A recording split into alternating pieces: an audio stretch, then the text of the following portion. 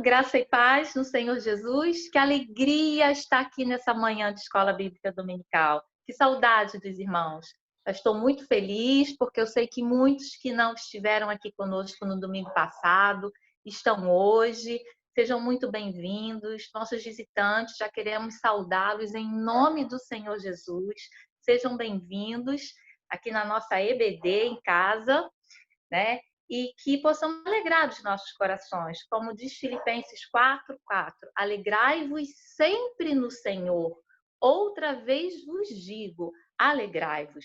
Descansa o seu coração no Senhor nesse momento.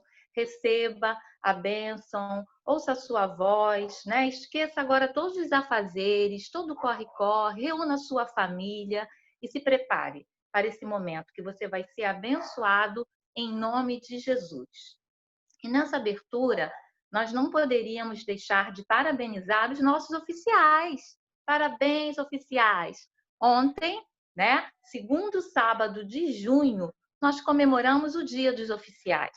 E é com grande alegria que nós queremos parabenizá-los e queremos, nessa abertura, deixar uma rápida homenagem e uma oração por você, oficial. Obrigada pela sua dedicação, por todo o seu amor, por todo o seu trabalho, né? O diácono é um ofício concebido desde a igreja primitiva. Desempenha até os dias de hoje um papel essencial, fundamental dentro da igreja.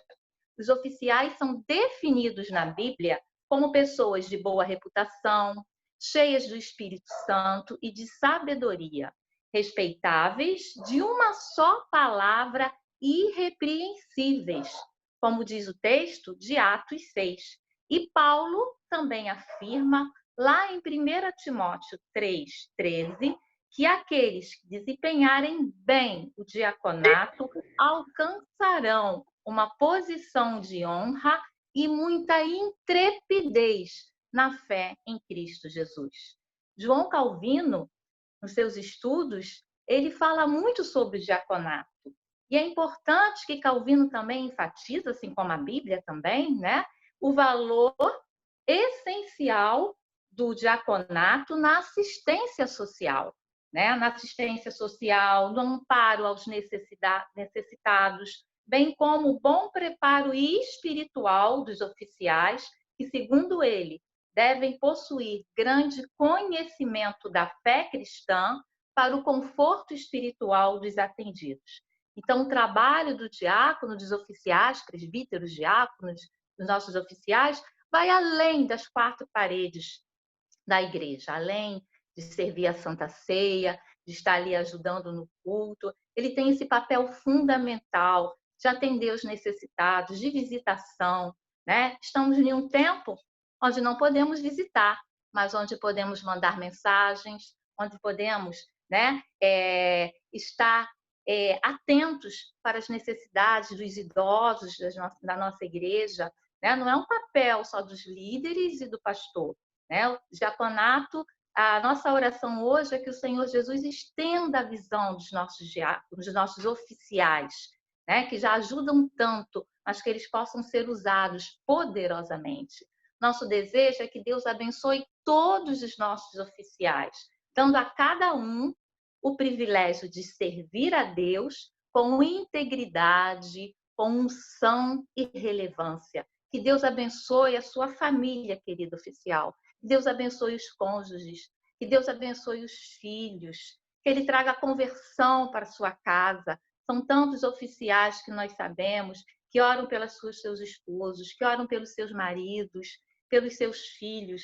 Que nessa manhã a sua casa tenha uma unção de conversão, uma unção de cura, cura física, cura espiritual, cura emocional, né?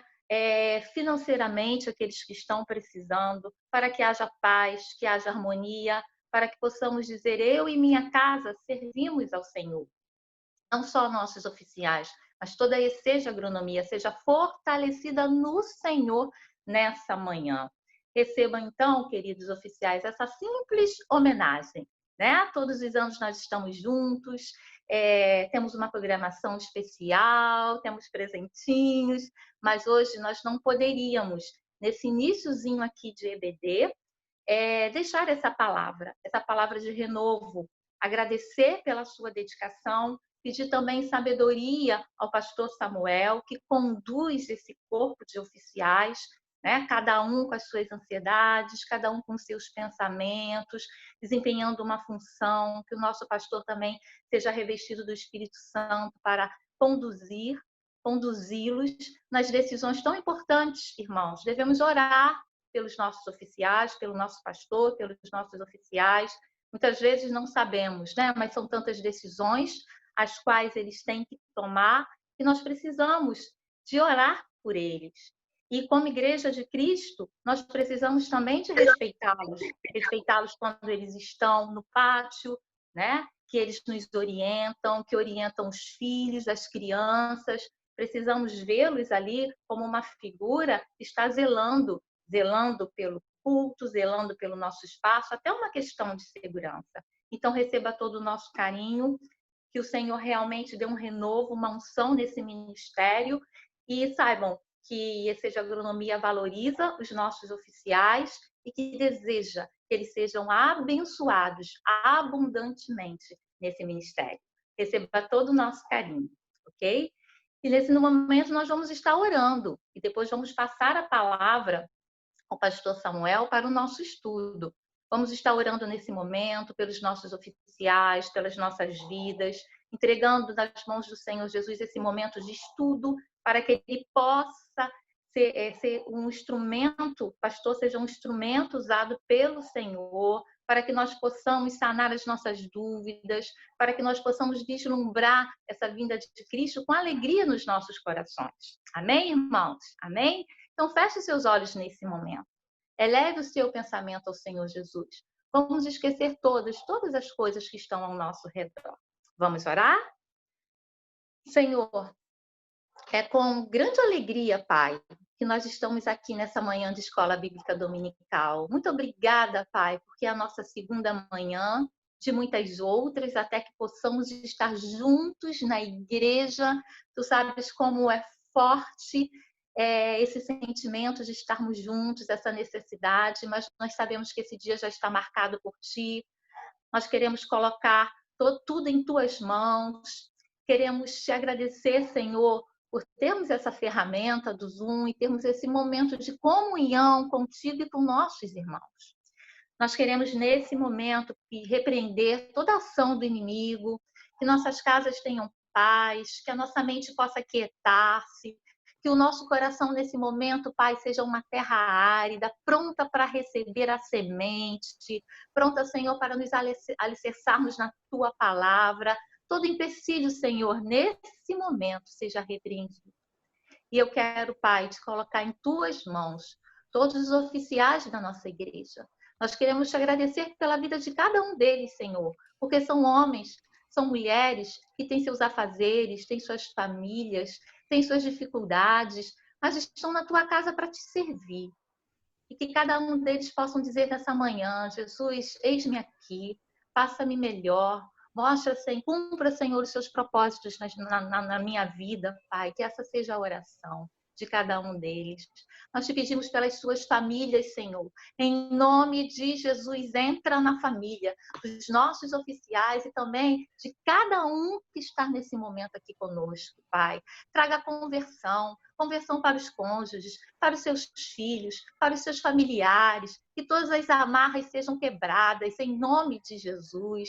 Traga cura, Pai, aos nossos lares, cura física, cura emocional, cura espiritual, Senhor. Fortalece os nossos oficiais, fortalece a IEC de Agronomia, fortalece a casa do nosso pastor, fortalece a nossa casa, Jesus. Nós precisamos de Ti. Os tempos são difíceis, Senhor, mas nós temos a certeza, Pai, que Tu estás conosco. Tu, Senhor, estás batalhando conosco, Senhor, e nós temos essa certeza. E te entregamos em Tuas mãos, Senhor, esse estudo. Muito obrigada pelo privilégio que temos, Senhor, que temos de estar estudando em nossos lares, Senhor, a Tua vinda. Senhor, vislumbra esse momento, Pai. Tire todo o medo, Pai, toda a incerteza, toda a dúvida, e que tenhamos a certeza, certeza, Senhor, da sua vinda e que a sua igreja é vitoriosa em nome de Jesus.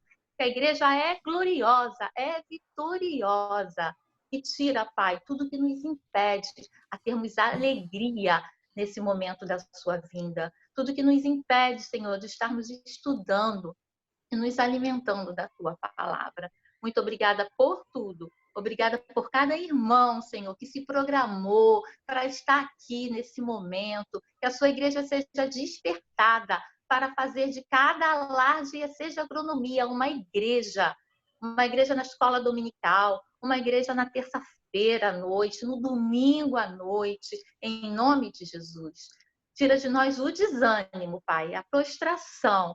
Está repreendida em nome de Jesus. E a alegria de estar aos teus pés possa, Senhor, invadir os nossos corações. Em nome do Senhor e o nosso Salvador Jesus Cristo. Amém, amém. Amém, Amém. amados. Sejam muito bem-vindos. Pastor Samuel tem a palavra. Amém. Glória a Deus. Eu quero também dar as boas-vindas a todos, né? Nós vamos dar continuidade ao nosso estudo. Eu vou compartilhar aqui o slide de hoje para nós estarmos tendo condições aí melhores de acompanhamento.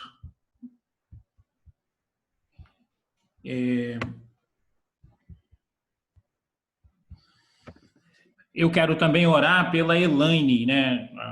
Eu soube agora de que ela está passando mal e a gente vai orar por ela também nesse momento, antes de nós lermos aqui o texto base que nós estaremos nos baseando no dia de hoje para o nosso estudo. Oremos então mais uma vez. Pai, obrigado pela oportunidade que temos de juntos estudarmos a sua palavra. Nós queremos, de uma forma bem específica, orar por aquelas pessoas que estão enfrentando algum sintoma de doença, estão se sentindo incomodados por dores. Ó Deus, nós queremos então pedir que a tua graça possa alcançá-los.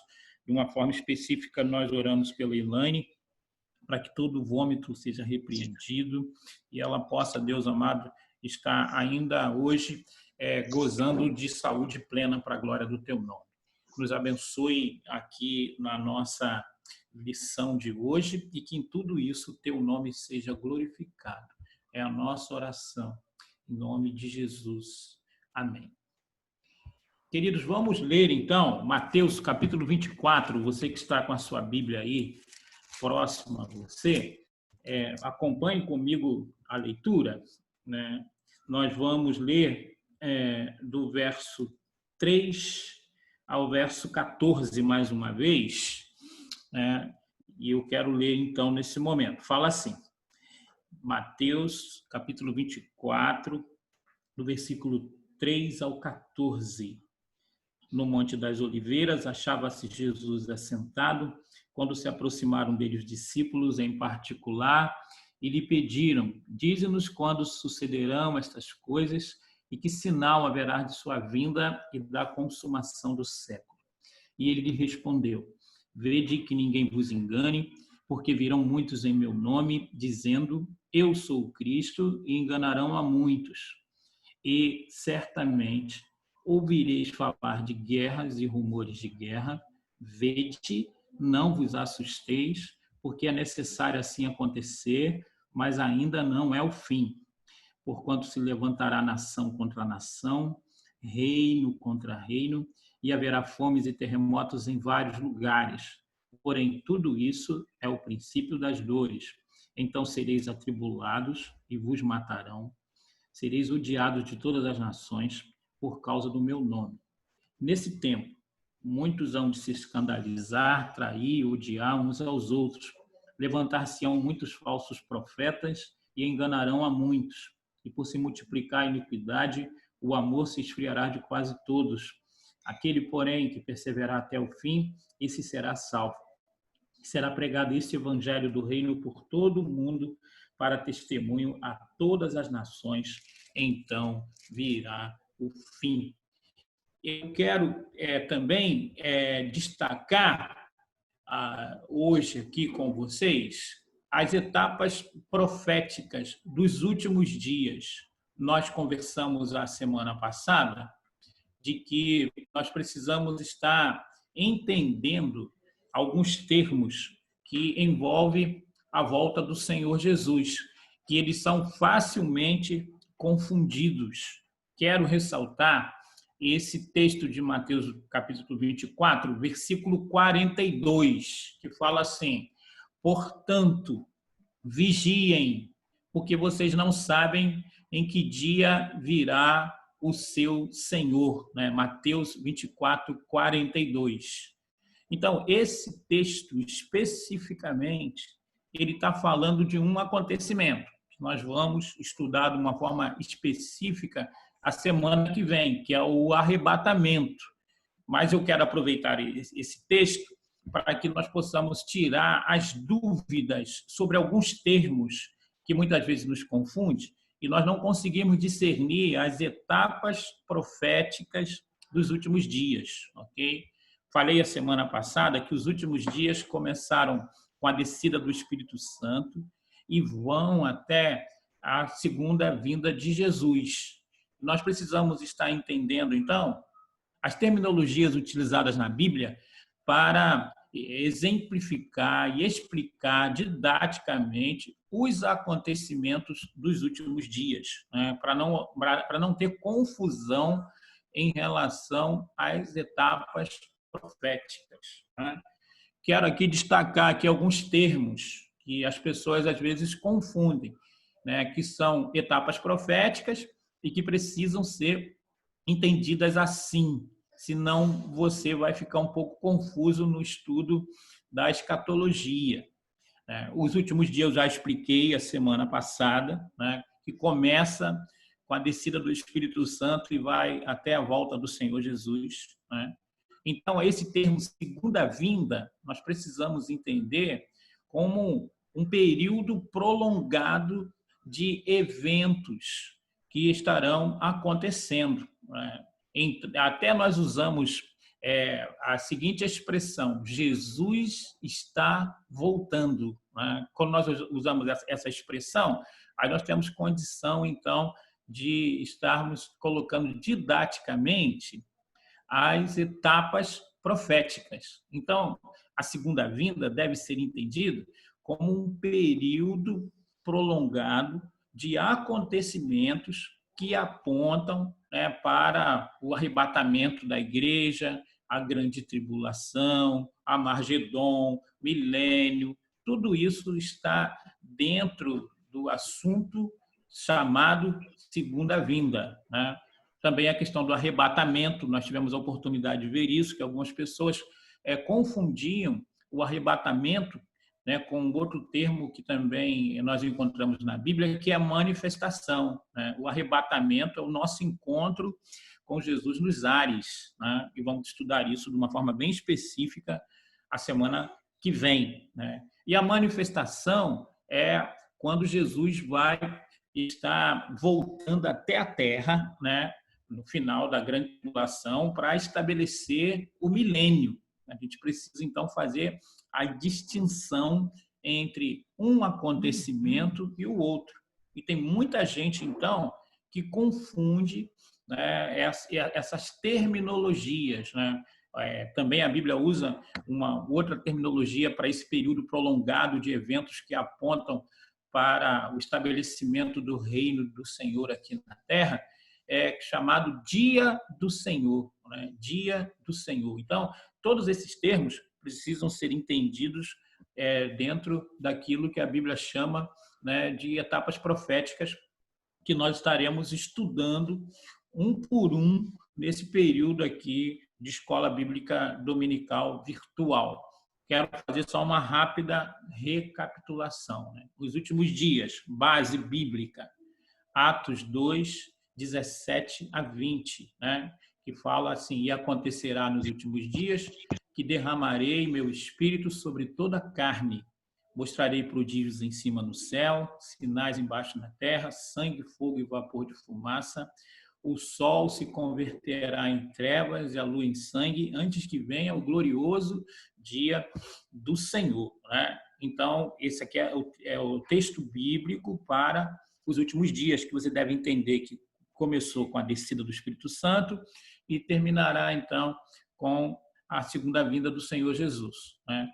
Também o arrebatamento, uma base bíblica para o arrebatamento. Depois, nós, os vivos, seremos arrebatados juntamente com eles, entre nuvens, para o encontro do Senhor nos ares, e assim estaremos para sempre com ele. Uma base bíblica para isso é 1 Tessalonicenses 4:17, né? É o arrebatamento da igreja, e nós vamos estudar de uma forma específica sobre esse tema no domingo que vem. Né? Ainda um outro texto clássico para o arrebatamento da igreja é esse aqui, 1 Coríntios capítulo 15, versículo 52. No momento, num abrir e fechar de olhos, ao ressoar da última trombeta, a trombeta soará, os mortos ressuscitarão incorruptíveis e nós seremos transformados. Né? Então, esse aqui é um outro texto específico para o evento que nós conhecemos como o arrebatamento da igreja, né? Que é o próximo grande evento que nós estamos esperando. Né? Aí depois vem a grande tribulação, né? E depois, no final da grande tribulação, vem esse outro termo técnico chamado manifestação. Por que é chamado manifestação? Porque nessa etapa da volta de Jesus, todo olho verá. Né? A Bíblia vai dizer, então, de que também essa manifestação acontecerá para um fato marcante, que vai ser, né, a colocação do anticristo no lago de fogo. Né? Então, será de fato revelado o iníquo, que é o anticristo, a quem o Senhor Jesus matará com o sopro da sua boca e o destruirá na manifestação da sua vinda. Então, esse texto aqui tem que ser colocado no final da grande tribulação, porque aqui fala da destruição do anticristo. Né? E aí isso acontecerá, então, nessa segunda etapa da volta de Jesus, né, que a gente, então, precisa estar entendendo com esse termo técnico chamado manifestação, né, que o texto vai dizer também, lá em Apocalipse 1:7, eis que vem com as nuvens, todo olho verá, até quantos o transpassaram, todas as tribos da terra se lamentarão sobre ele, certamente. Amém. Então, para ficar bem claro, existe uma diferença entre o arrebatamento, né? O arrebatamento é o nosso encontro com Jesus nos ares, né? Das pessoas que morreram em Cristo, né? E aquelas que estiverem vivas serão transformadas e serão arrebatadas, tiradas da terra, né? De uma forma inusitada, que a Bíblia fala que vai ser também num abrir e fechar de olhos, uma coisa bem rápida, né, que as pessoas perceberão, então, a nossa falta e haverá uma grande confusão no mundo. Né? E aí, então, vem a grande tribulação. Depois da grande tribulação, então, acontece que o anticristo será destruído pelo sopro da boca de Jesus, diz a palavra, né? E a Bíblia chama isso, então, de manifestação. E aí que tem o texto que diz: eis que vem com as nuvens, e todo olho verá, até quantos transpassaram, todas as tribos da terra se lamentarão sobre ele, certamente. Amém. Então, você não deve confundir o arrebatamento com a manifestação. O arrebatamento é o encontro da igreja com Jesus nos ares no arrebatamento. E a manifestação é no final da grande tribulação, depois de 7 anos, onde Jesus estará vindo estabelecer o seu reino aqui na terra, juntamente conosco, no final da grande tribulação, para estabelecer o milênio. Ok?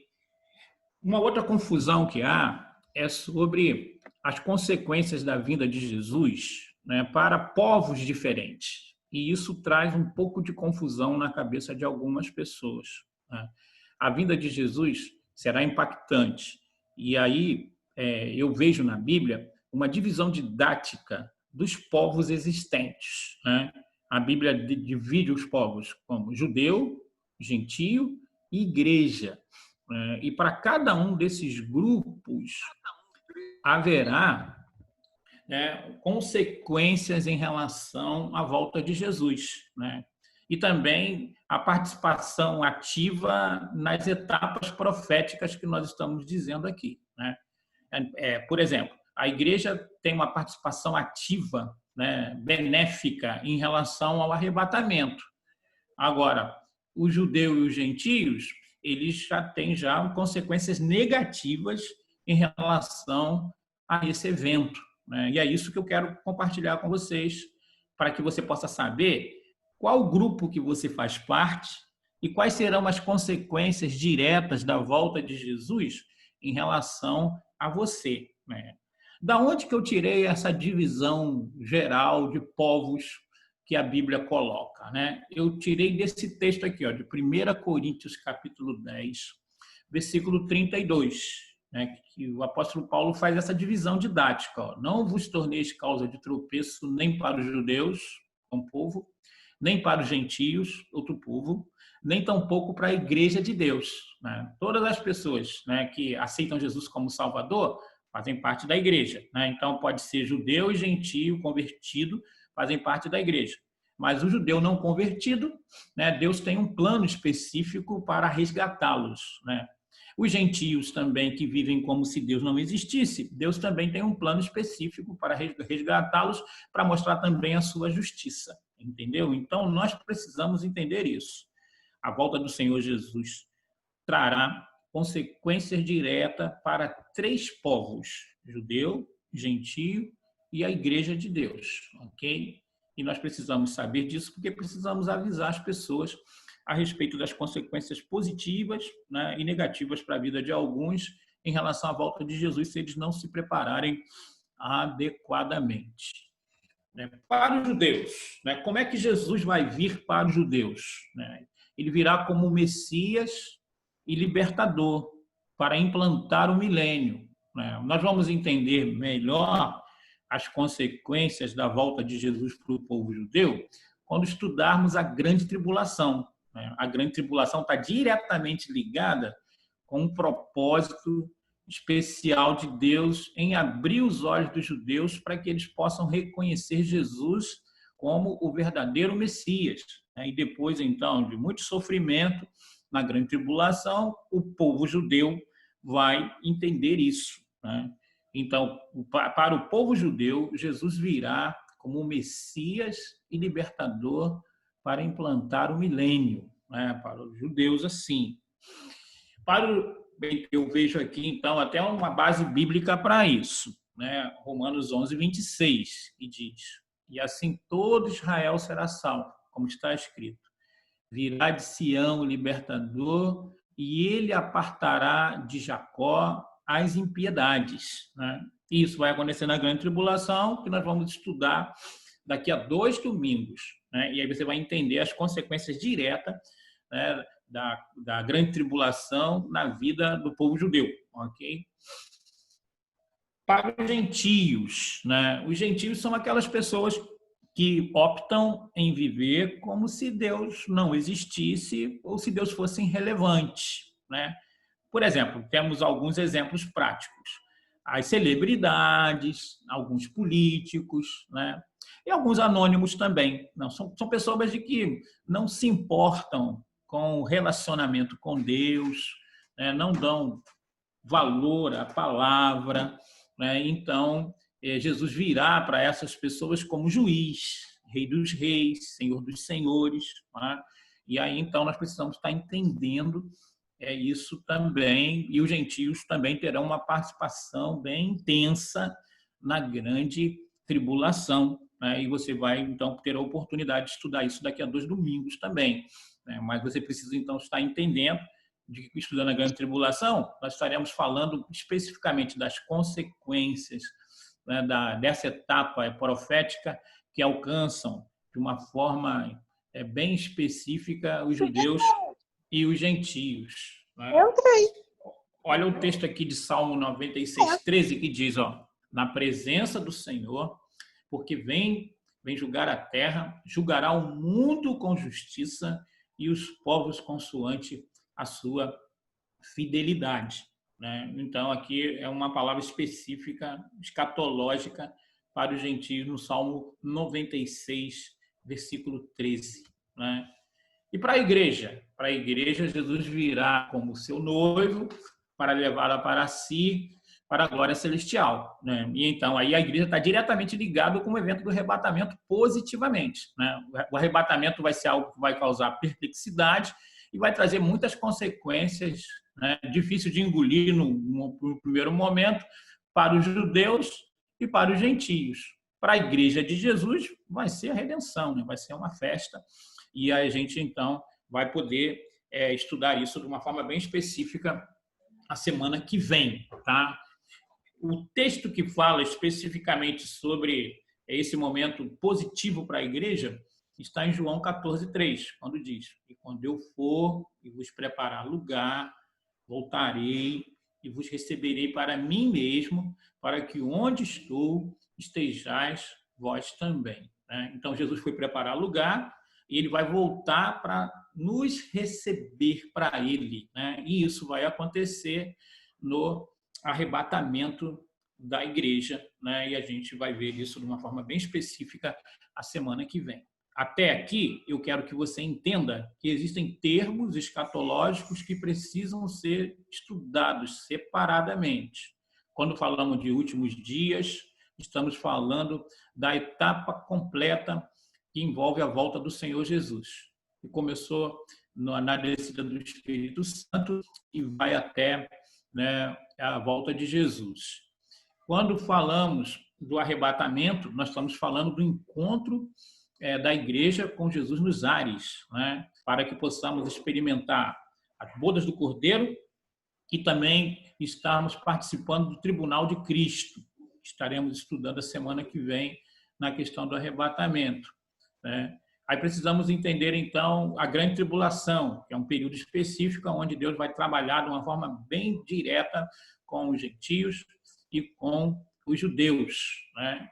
E aí, no final disso, acontece aquilo que conhecemos como manifestação, que é a vinda de Jesus, todo olho vendo, e nós, então, voltaremos, né, do arrebatamento para que possamos, junto com Jesus, estabelecermos e participarmos do milênio aqui na Terra.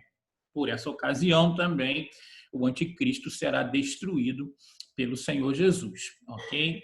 Precisamos entender isso de uma forma bem direta. Então, nós estamos estudando isso aqui, ó, as etapas proféticas: princípio das dores, arrebatamento, grande tribulação, manifestação, milênio, estado eterno, né? Nós estudaremos cada uma dessas etapas proféticas, né? E quero que você possa estar atento para isso, ok?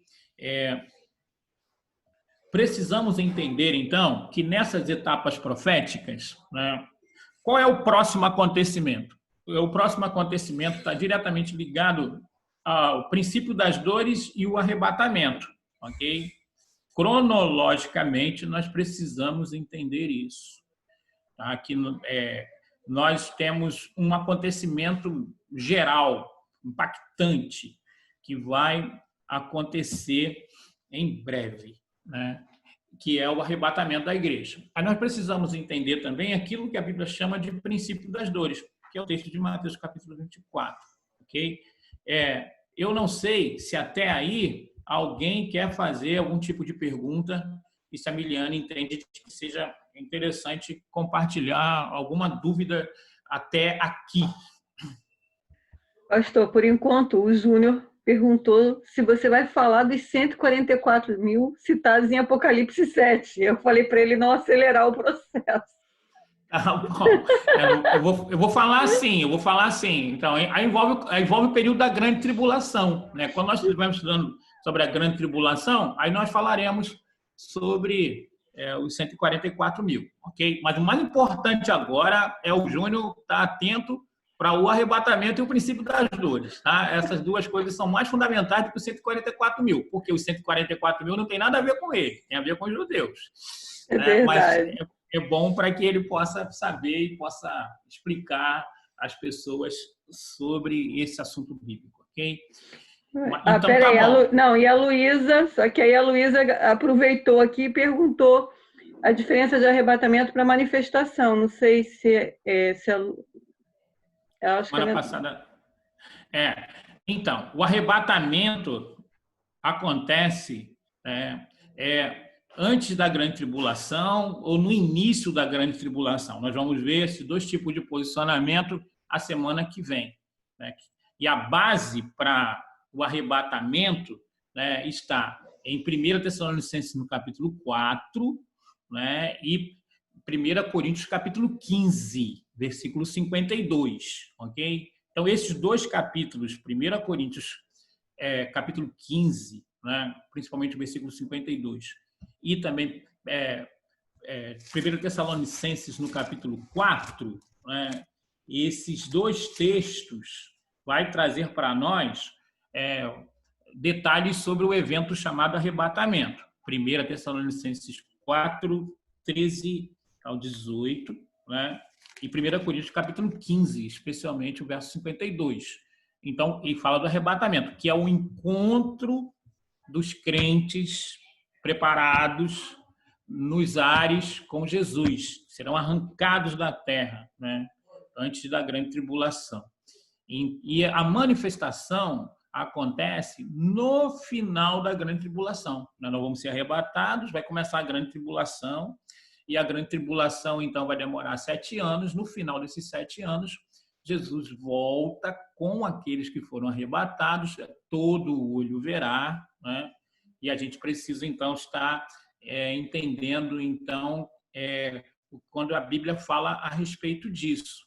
Eu tentei mostrar isso aqui nos textos, quando falamos de manifestação, que é 2 Tessalonicenses, capítulo 2, versículo 8. Vou ler de novo. Ó. Então será de fato revelado o iníquo, que é o anticristo, a quem o Senhor Jesus matará com o sopro da sua boca e o destruirá na manifestação da sua vinda. Por que eu sei que esse evento aqui da manifestação vai acontecer no fim da grande tribulação? Por causa da destruição do anticristo, né? O anticristo será derrotado no final da grande tribulação. E é chamado de manifestação por causa do texto clássico que diz, em Apocalipse 1:7, que por essa ocasião da volta de Jesus, todo olho verá, até quando se transpassaram, todas as tribos da terra se lamentarão sobre ele, certamente amém. No arrebatamento, né, nós teremos uma percepção do encontro de Jesus nas nuvens, mas a humanidade toda não vai ver, né? Nós seremos retirados da terra. E o nome disso é o arrebatamento, né? Rapto no original, né? Que acontecerá, então, no início da grande tribulação, antes da grande tribulação. E a manifestação já é no final da grande tribulação, quando Jesus estará estabelecendo aqui na Terra o milênio, e antes disso vai destruir o anticristo. Então, são duas coisas separadas que nós precisamos estar entendendo. Okay? São etapas da volta de Jesus. Mais alguma pergunta, Miliane? Não, pastor, a Tamires só fez uma colocação, mas estava dentro do que você tinha falado e acho que está tudo tranquilo. Podemos seguir. Beleza. Então, aqui, o princípio das dores, que é o texto que nós vamos agora tentar ler. Para você entender bem essa parte aí dessa etapa profética, você deve ler Mateus capítulo 24, né? Deve ler Marcos capítulo 13, Lucas capítulo 21, ok? Esses são chamados, né, textos sinóticos, semelhantes, e vai ajudar muito para que você possa entender sobre essas etapas proféticas que nós estamos compartilhando aqui, tá? Para você possa entender agora, por exemplo, o princípio das dores é fundamental para que nós possamos estar entendendo, porque é um evento bem próximo de nós. Nós precisamos entender, então, alguém perguntou para mim, logo no início dessa pandemia, qual era o momento profético que nós estávamos vivendo, né? Então, para a gente entender bem isso, nós precisamos ler Mateus capítulo 24, né? E isso é até uma tarefa para você durante a semana ler aí, né? Que você que está acostumado a ler aqueles textos da revista da Escola Dominical, ou talvez você não tenha sugestão de leitura, né, para essa semana, então eu estou sugerindo para você Mateus 24, pode anotar aí, Marcos capítulo 13, Lucas capítulo 21. Tá? São textos semelhantes, mas que você vai poder ter uma ideia bem interessante sobre o princípio das dores, que é a etapa profética que nós estamos começando a estudar, ok? Então, Mateus 24, 7, voltando aqui, vai dizer para nós, 7 e 8, porquanto se levantará nação contra nação, reino contra reino, e haverá fomes e terremotos em vários lugares, porém tudo isso é o princípio das dores. Então Jesus estabelece alguns acontecimentos e ele vai dizer que a etapa profética desses acontecimentos é o princípio das dores. Agora, quero pedir a todos vocês que possam estar me acompanhando em Mateus no capítulo 24, porque ali tem alguns sinais didáticos aqui que vai nos ajudar a entender se nós já estamos vivendo o princípio das dores ou se o princípio das dores está perto de acontecer, né? Até porque o princípio das dores traz para nós a percepção de que o acontecimento chamado arrebatamento está bem próximo de acontecer, ok? Então, nós precisamos ver aí, Mateus capítulo 24, eu quero ler com você, aí o verso 4, ao verso 6. Fundamental que você entenda isso aí, para você ficar inteirado aí didaticamente. Ó, no verso 4, Jesus diz assim, né, quando eles perguntam sobre o sinal da vinda e a consumação dos séculos. Jesus responde para eles, vede que ninguém vos engane. Então, é um tempo suscetível ao engano, se nós não tivermos cuidado. Aí ele vai dizer no verso 5, porque virão muitos em meu nome, dizendo eu sou o Cristo, e enganarão a muitos. E certamente ouvireis falar de guerra e rumores de guerra, vede não vos assusteis, porque é necessário assim acontecer, mas ainda não é o fim. Se você até quiser, você pode sublinhar a expressão, aqui, ó, a expressão ainda não é o fim. Por quê? Porque parece-me que Jesus, no verso 5 e 6, ele está falando que haveria sinais genéricos da volta dele. E que esses sinais genéricos da volta de Jesus estariam acontecendo desde a descida do Espírito Santo até os dias que nós estamos vivendo, né? E ele dá essa indicação para nós quando ele diz, mas ainda não é o fim, né? Olha só, vou ler de novo. Ó. E certamente ouvirás falar de guerras e rumores de guerras. Vede não vos assusteis, porque é necessário assim acontecer, mas ainda não é o fim, ok? Aí no verso 7, ele vai dizer assim, porquanto se levantará nação contra nação, reino contra reino, e haverá fomes e terremotos em vários lugares. Você tem que prestar atenção na expressão vários lugares, porque ele está falando aqui de uma intensificação de acontecimentos. Tá? E de acontecendo também de forma simultânea, né? Aí ele vai dizer no verso 8, porém tudo isso é o princípio das dores, né? Então, ele faz uma distinção entre sinais genéricos e sinais concretos, né? Os sinais genéricos, ele coloca dentro de uma etapa que ele diz, ainda não é o fim. Os sinais concretos do verso 7 e do verso 8, aí ele vai colocar, então, como o princípio das dores, né? Então, o que falta para que nós possamos estar entendendo que estamos saindo dos sinais genéricos para entrar nos sinais concretos? Falta a simultaneidade dos acontecimentos, né? Nós vemos acontecer bastante coisa, e vou dar um panorama aqui do que tem acontecido hoje, né? Mas o que a Bíblia fala do princípio das dores é de acontecer terremotos na mesma hora nos Estados Unidos, no Brasil, na China, no Japão, né? E de grande proporção.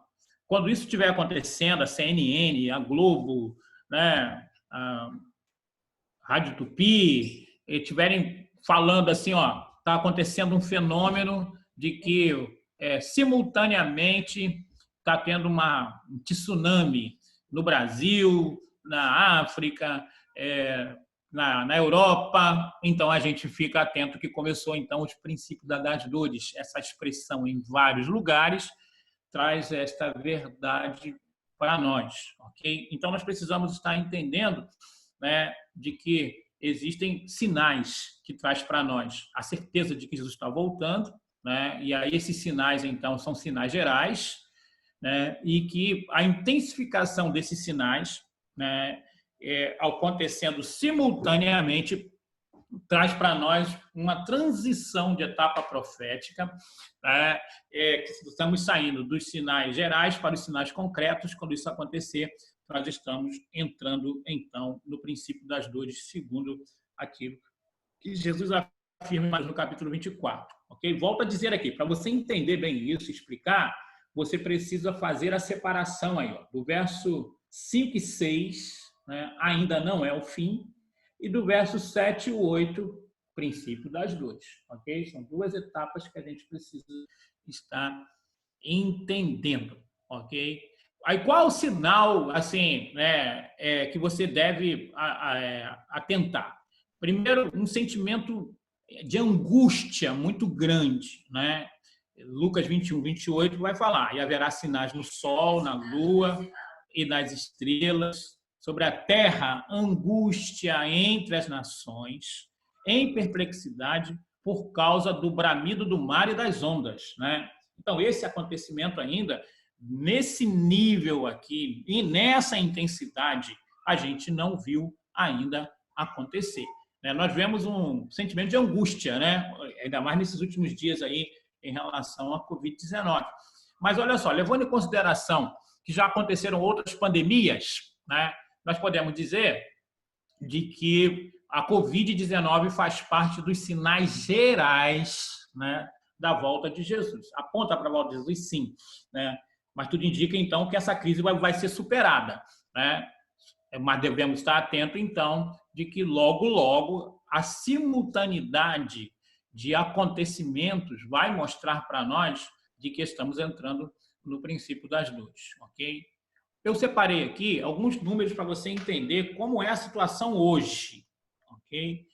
E aí, só para você entender que isso ainda vai ser mais intensificado, né? Tem o número da fome aqui, né? 500 milhões de pessoas sofrem de fome no mundo, conforme dados da FAO, Organização de Alimentação e Agricultura da ONU. 24 mil pessoas morrem por dia em consequência de fome e subnutrição. Na África, a fome, né, tem uma terrível aliada, que são também as guerrilhas, né? É aí que entra aquele negócio de guerras e rumores de guerras que dificultam as operações de socorro, né? Em certas regiões da Índia Central, 77% da população vive em condições de miséria. Uma vez eu estava conversando com um missionário, né, Josué Martins, e ele falou que a diferença de um mendigo no Brasil e de um mendigo em Bangladesh é de que o mendigo no Brasil ele tem condições de ficar embaixo de uma marquise, né? E o mendigo em Bangladesh, ele vive a céu aberto desde que nasce até quando morre, porque ele não tem casa, e ninguém tem casa, na verdade, praticamente. Eles vivem a céu aberto do início da sua vida até o final da sua vida, procurando a sobrevivência, né? Então, a gente precisa estar entendendo isso. Em relação às pestes, né? Pastor, rapidinho, tem duas perguntas, posso fazer? Pode fazer.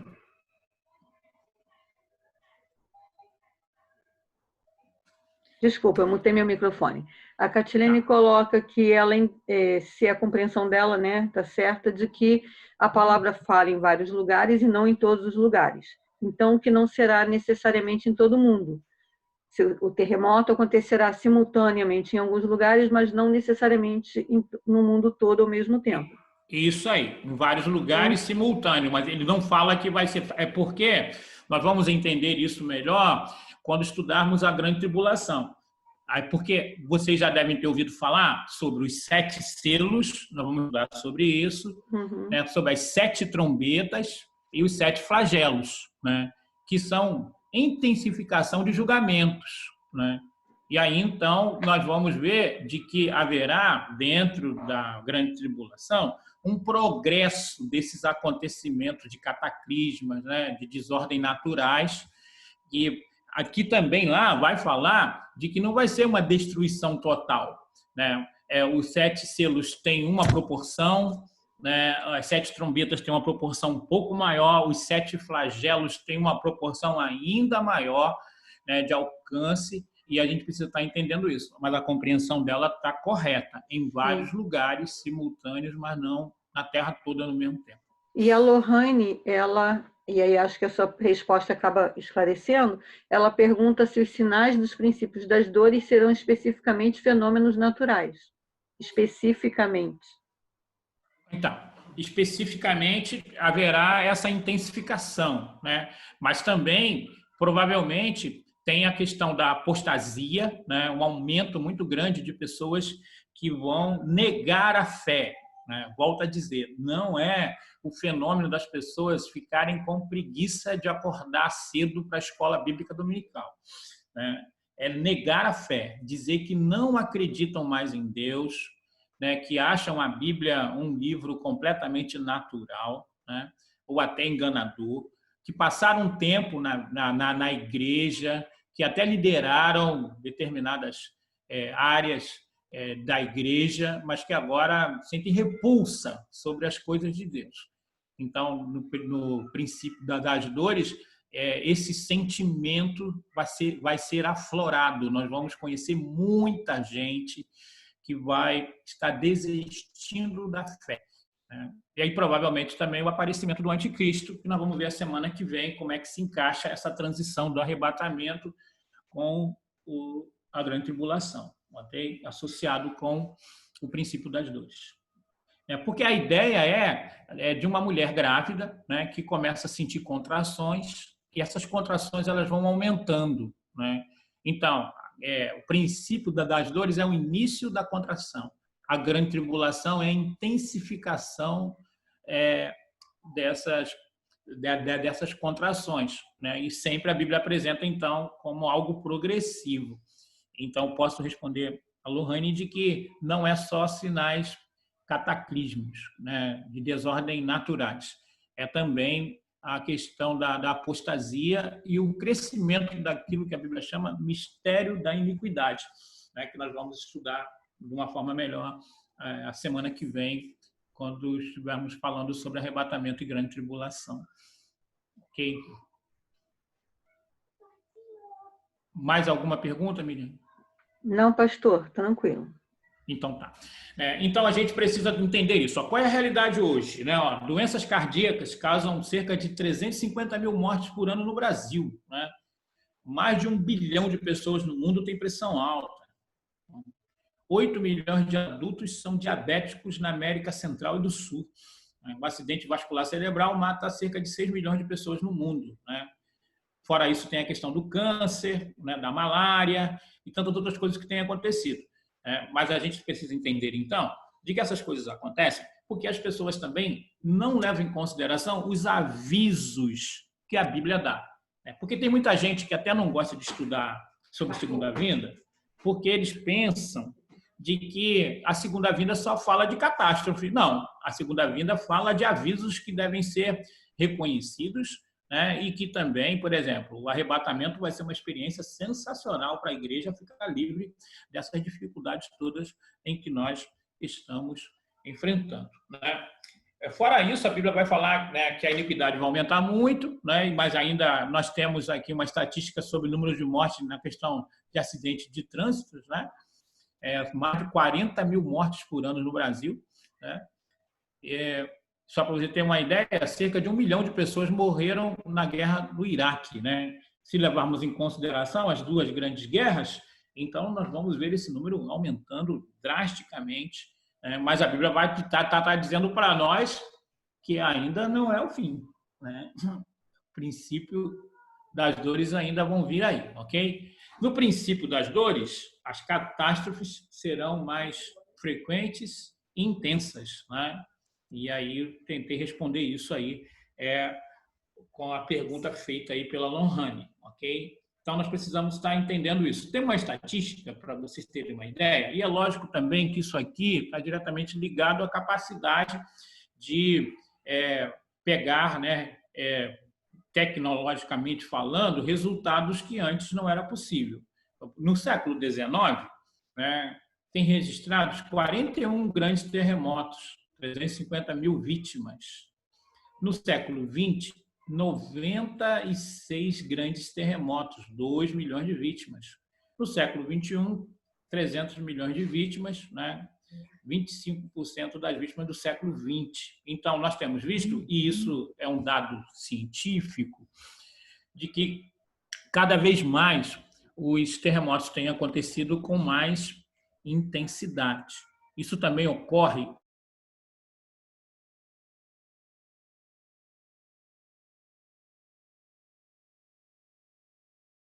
25 anos para acontecer.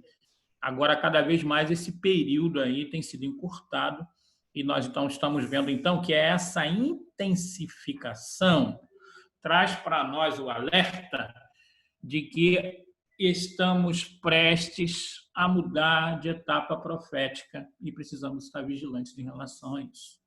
Ok? Pastor, posso fazer uma pergunta que eu não sei se é exatamente uma pergunta ou uma consideração? Tá. Sempre que as pessoas conversam comigo sobre isso sempre aconteceu, já houve outras pandemias, a humanidade sempre enfrentou esses desafios, e eu sempre me remeto a quando se fala lá e na plenitude dos tempos, Jesus foi enviado, então Jesus, e a plenitude dos tempos era o momento em que tudo estava pronto para aquele evento.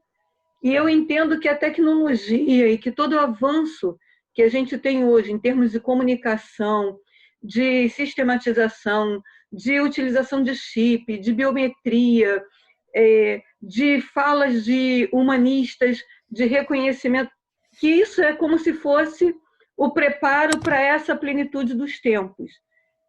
Então que na minha percepção, nós temos hoje infinitamente mais possibilidades de que esse processo de intensificação e aceleração esteja realmente chegando ao fim.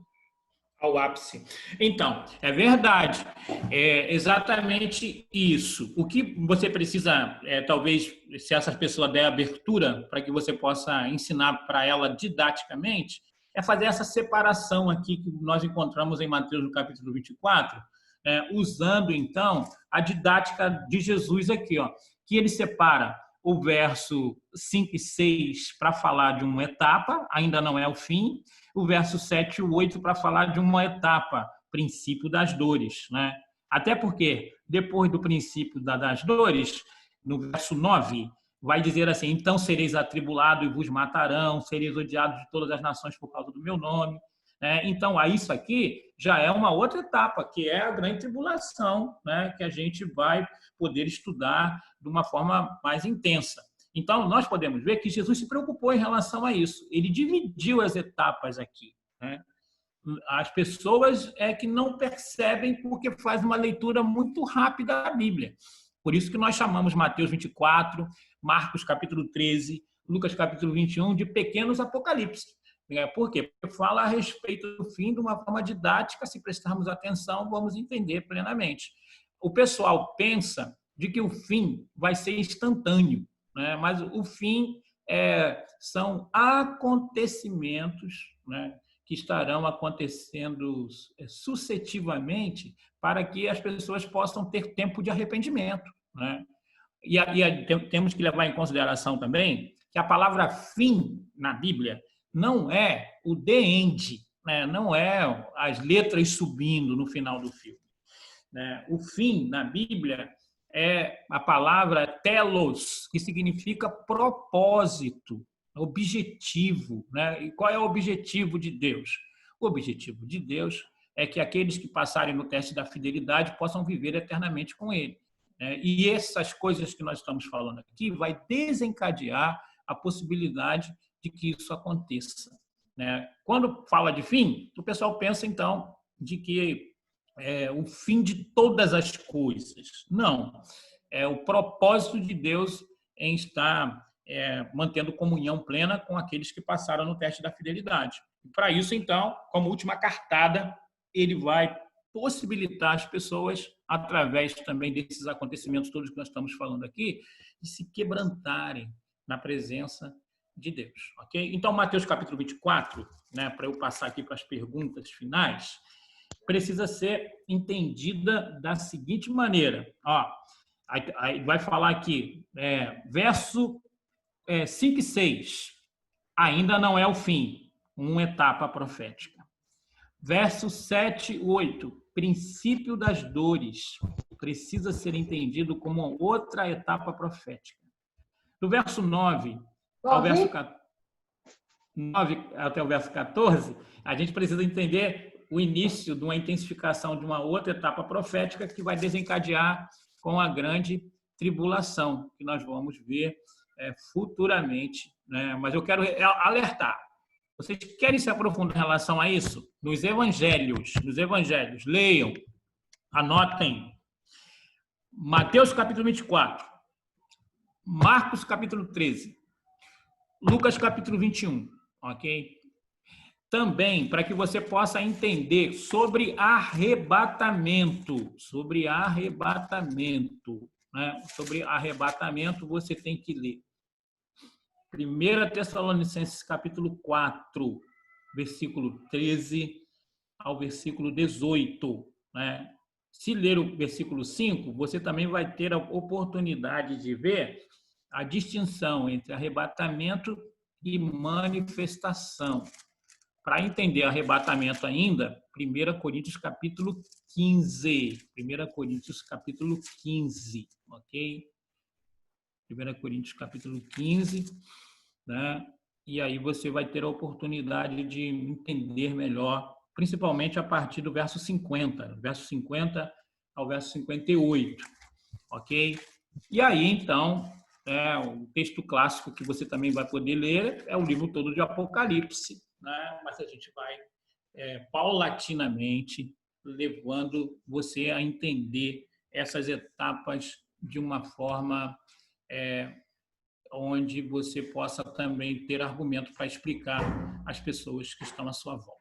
Ok? Pastor, Sim. Carlos Domingos pergunta com relação a essas questões ambientais, como o desmatamento, o mar de sangue e o derretimento de geleiras. Em que etapa que isso se enquadraria? Então, se enquadra em todas as etapas, só que elas vão ganhando intensidade em cada etapa, né? Nós estamos vivendo uma etapa agora, né, em que algumas coisas têm acontecido, mas ainda é o início, né? Aí depois nós vamos para os 7 selos, haverá uma intensificação, nessa questão também ecológica. Aí depois nós vamos para as 7 trombetas, uma intensificação ainda maior. Aí nós vamos para os flagelos, né? Aí é uma intensificação ainda maior, né? Que é essa questão do aquecimento global, né?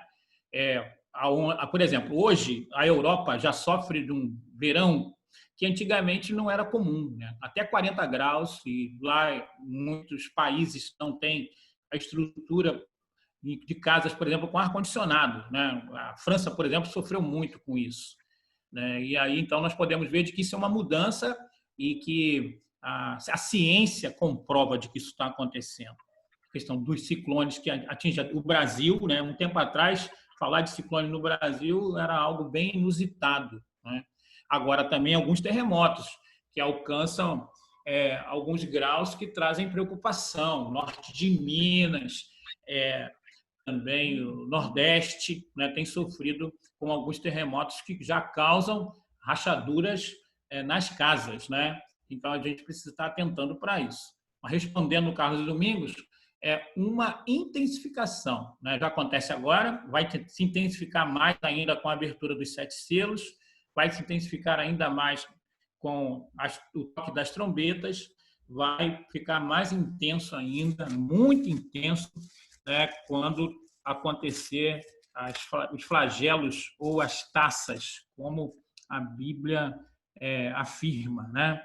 Então, nós precisamos estar atentos para isso, né? Dessa intensificação que vai acontecendo e a gente precisa, então, estar atento para isso, ok? Mas para entender essa intensificação, é bom que você leia, né, Apocalipse no capítulo 6, né? Apocalipse capítulo 6, que vai falar de um nível de intensificação, né? Depois, também Apocalipse capítulo 8, né? 8 e 9, né?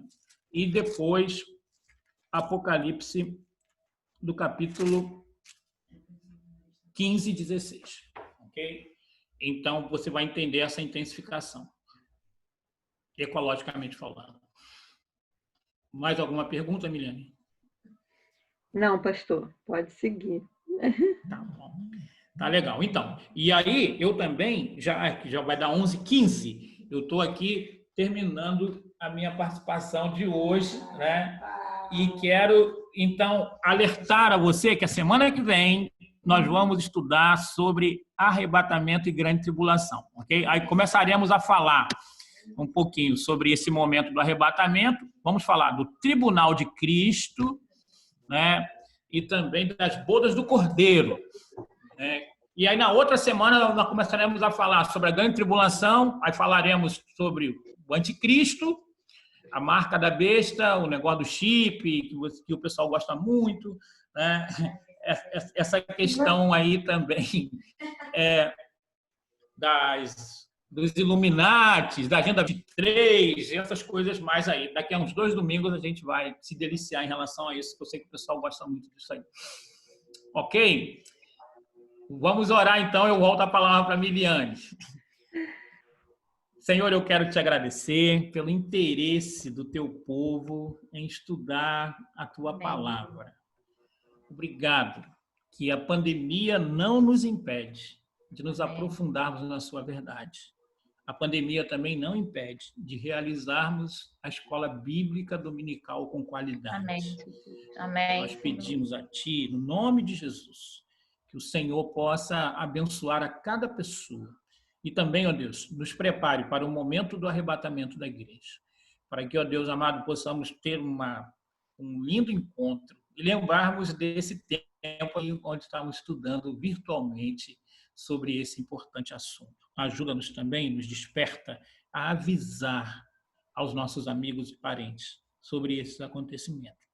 Obrigado por essa classe disciplinada, interessada, que o Senhor os guarde. Abençoe Miliane, abençoe a Sandra, a escola dominical continue sendo essa bênção para a glória do teu nome, em nome de Jesus.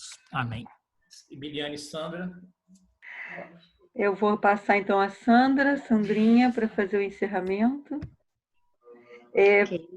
Sandra, tem só uma pergunta aqui no Hamilton, acho que ele vai ficar, do Júnior, ele vai ficar ansioso se o pastor não responder. Os selos, as trombetas e os flagelos vão se concretizando durante o princípio das dores, arrebatamento e grande tribulação, ou só na grande tribulação? Na grande tribulação. Tá. Para aí, pastor, senão ele começa a antecipar. É o nosso aceleradinho. Vai lá, Sandrinha. Terminamos? Tirou a dúvida.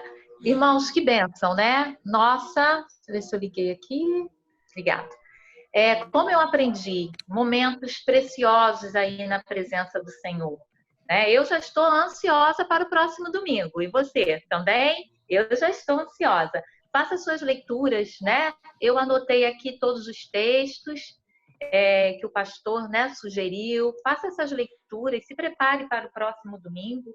E um pedido nosso, só para terminar, é que a partir do próximo domingo nós possamos já estar assim acessando a partir das 9h45, você já possa estar acessando a sala de aula.